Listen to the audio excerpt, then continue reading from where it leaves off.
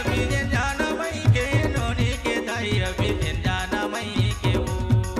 बोला जवन देवा मई के बाबू के दादा जवन देवा मई के गा बोला जवन देवा मई के बाबू के दादा जवन देवा मई के गा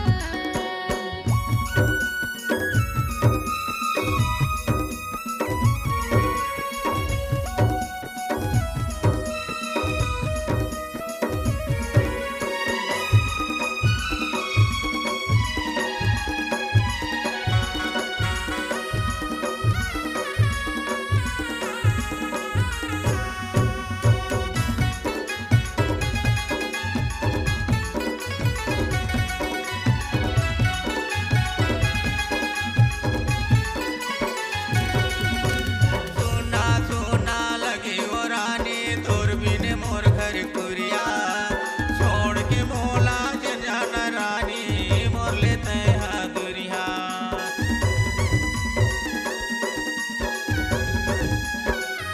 दाई दादा के कोरा छुट गे भाई भौजी के दुलावा जल्दी राजा हूँ मैं हाँ राजा करत तोला करार जल्दी राजा हूँ मैं हाँ राजा करत तोला करार दया जे जाना नोनी के दाई रानी हो जाही मोर कर लाई दया जे जाना नोनी के दाई रानी हो जाही मोर कर लाई कैसे कटिही संझा बिहरिया नोनी के दाई जे जाना मई के ऊ दया जे जाना मई के नोनी के दाई दया जे जाना मई के ऊ बोला जवन देवा मई के बाबू के दादा जवन देवा मई के गा बोला जवन देवा मई के बाबू के दादा जवन देवा मई के गा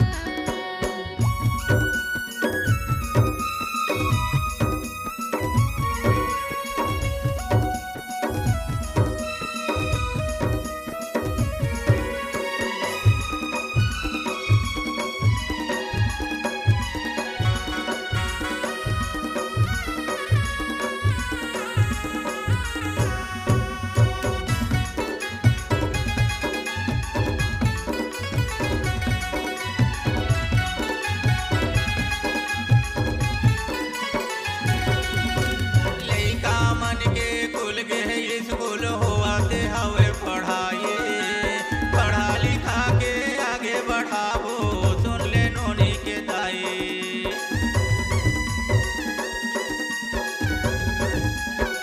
नहीं जाओ मई के कहना ला मान गयो मिलजुल के दोनों कमाबो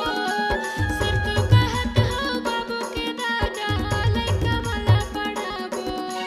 सिर तो कहत हो बाबू के दादा